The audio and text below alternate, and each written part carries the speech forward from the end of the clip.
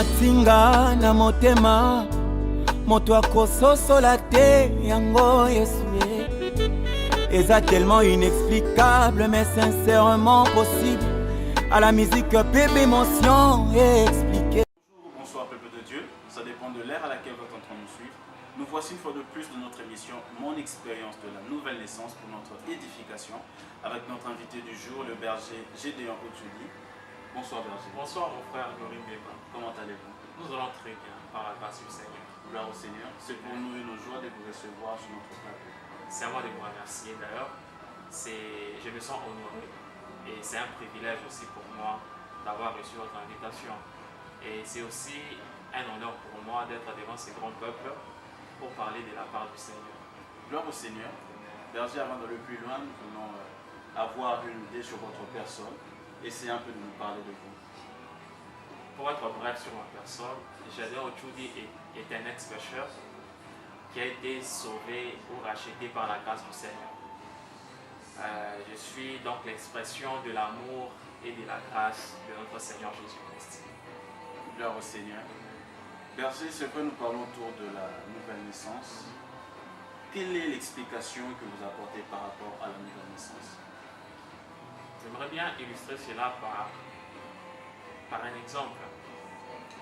Prenons une femme qui est enceinte et que sa grossesse soit à terme. Et que cette femme-là se rende dans un centre médical le plus proche pour enfanter son enfant.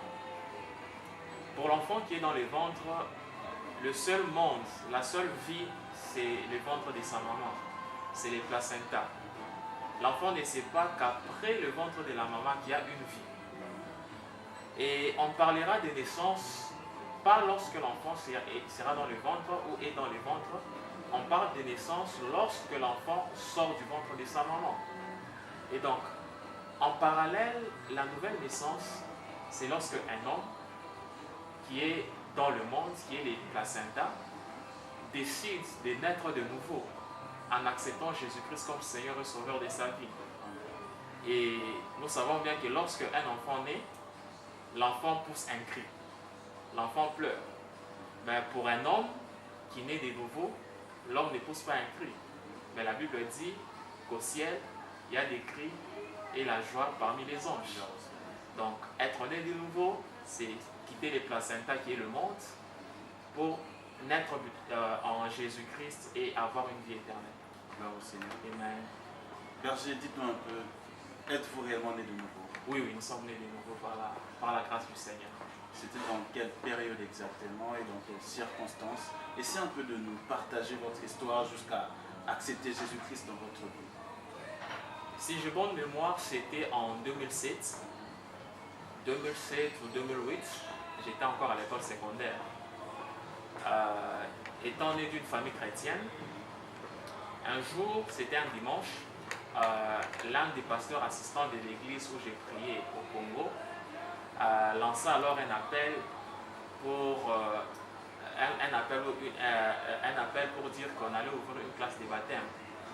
Et je m'ai convaincu par le Saint-Esprit, car la Bible nous dit que quand il viendra, il convaincra le monde en ce qui concerne le péché, le jugement et la justice. Donc, convaincu par le Saint-Esprit, je m'étais inscrit à la classe de baptême. Encouragé par les parents, j'avais accepté Jésus-Christ comme Seigneur et Sauveur de ma vie. Et jusqu'aujourd'hui, nous vivons tout en menant une vie qui manifeste Jésus-Christ. Gloire au Seigneur. Amen. C'est vrai, berger Gédéon, nous avons des expériences qui ont marqué notre vie, qui ont boosté notre foi. Avez-vous quelques expériences, une ou deux, un témoignage pour édifier ceux qui nous suivent durant votre marche avec le Christ? Amen. En soi, les témoignages, il y en a. J'ai plusieurs témoignages par la grâce du Seigneur. Mais ma vie, jusqu'à présent, depuis ma naissance jusqu'à présent, en tout cas, ma vie en soi est un témoignage.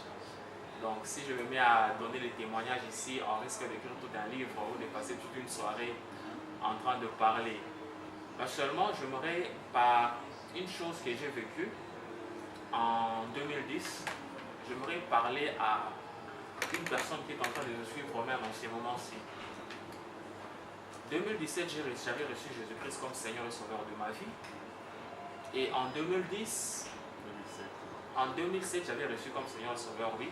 Et en 2010, pendant que je dormais, durant une nuit, le Seigneur Jésus-Christ était venu vers moi dans ma chambre.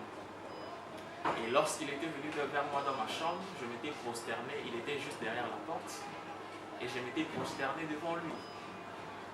Mais il y a une chose qui s'était passée, il y a une chose qui m'avait intrigué ces jours-là.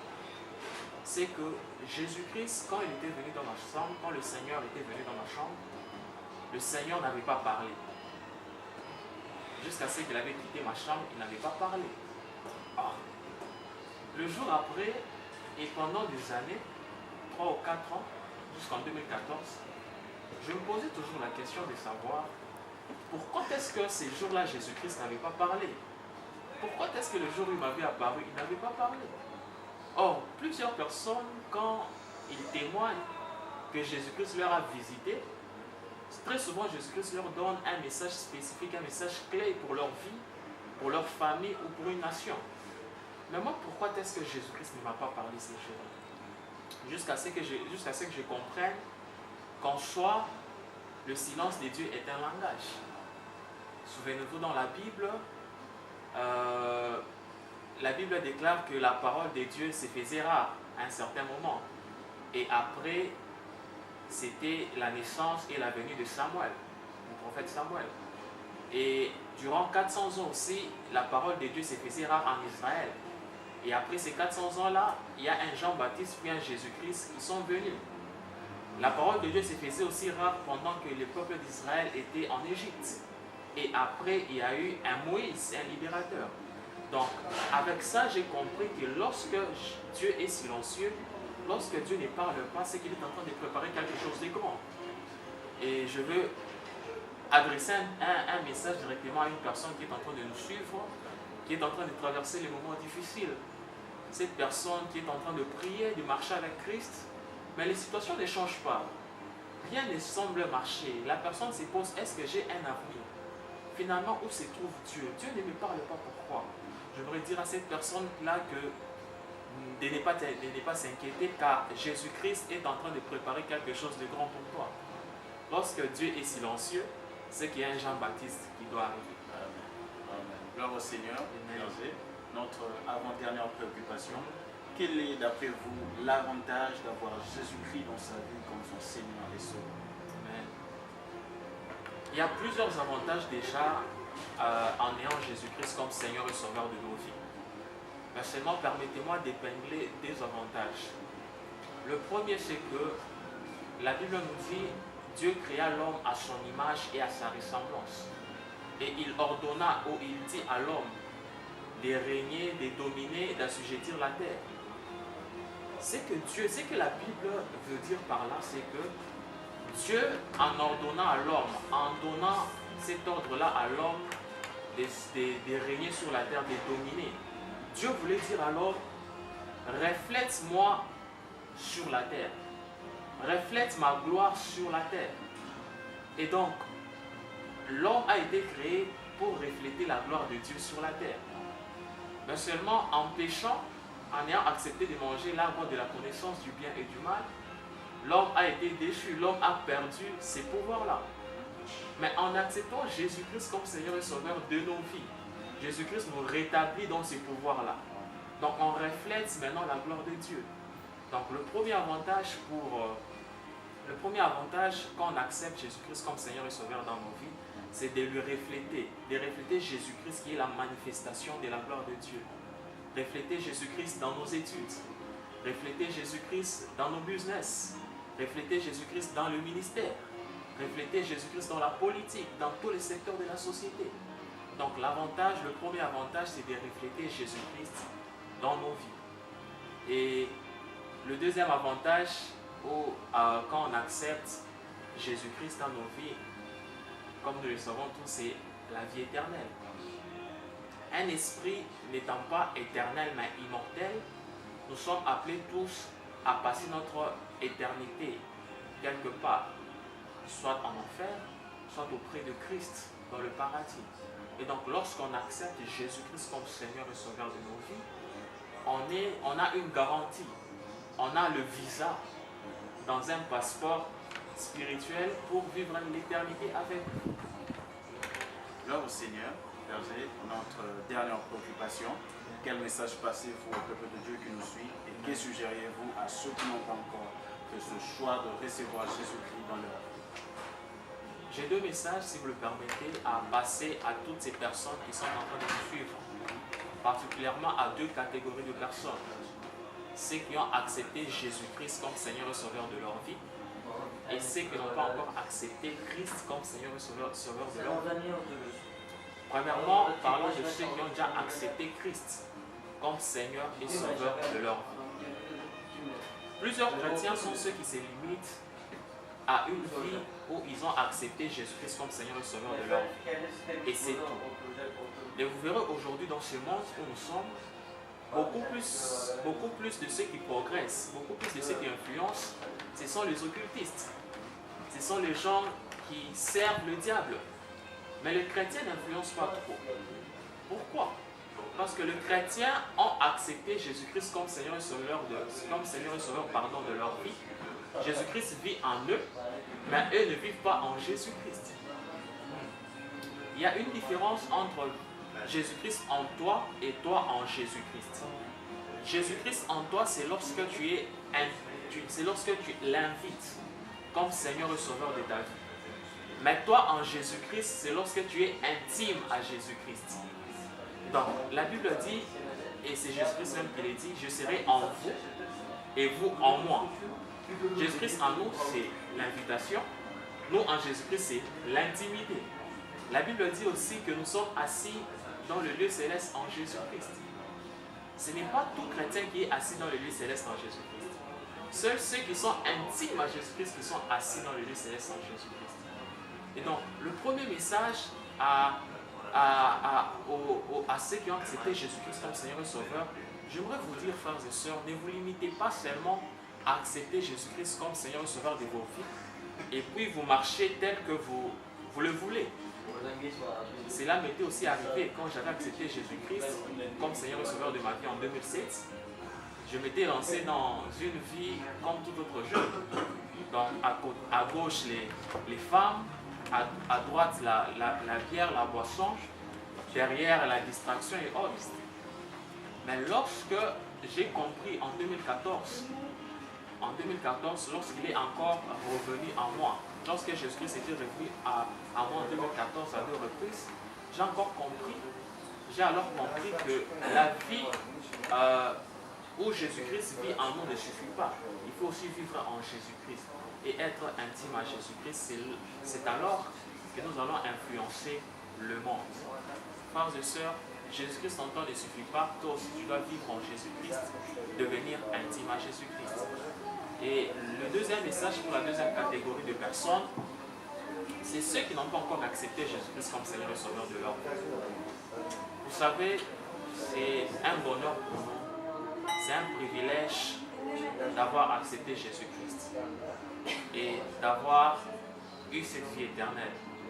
Et non seulement nous avons la vie éternelle en Jésus-Christ, mais aussi en acceptant Jésus-Christ, on reflète sa gloire sur cette terre et on influence tous les secteurs de la société.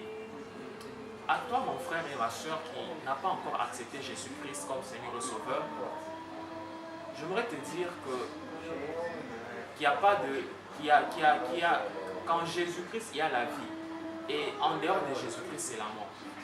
Donc tu peux aujourd'hui même, pendant que nous sommes en train de tourner cette émission avec mon frère Glorine Demba, accepter Jésus-Christ comme le Seigneur et Sauveur de ta vie.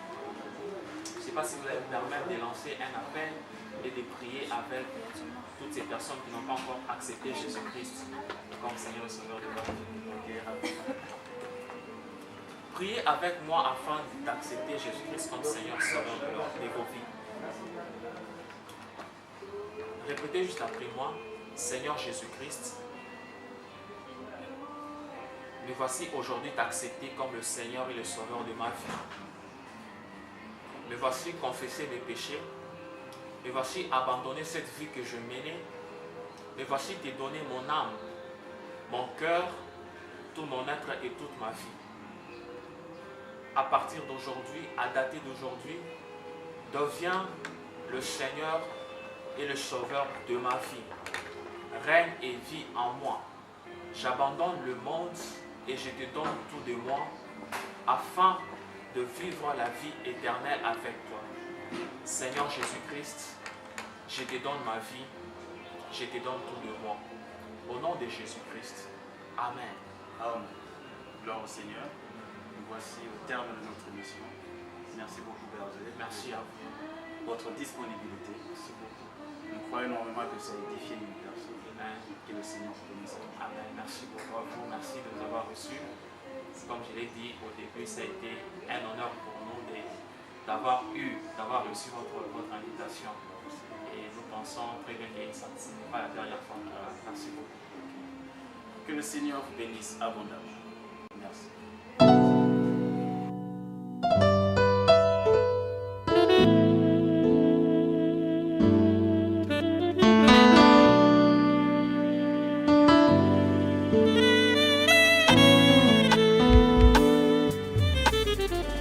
Oye matinga na motema moto akososola te yango Yesu eza tellement inexplicable mais sincèrement possible à la musique peu d'émotion et expliqué Nzambe aba processus olongoli biso na A ozomema biso na Z po tosimba bilaka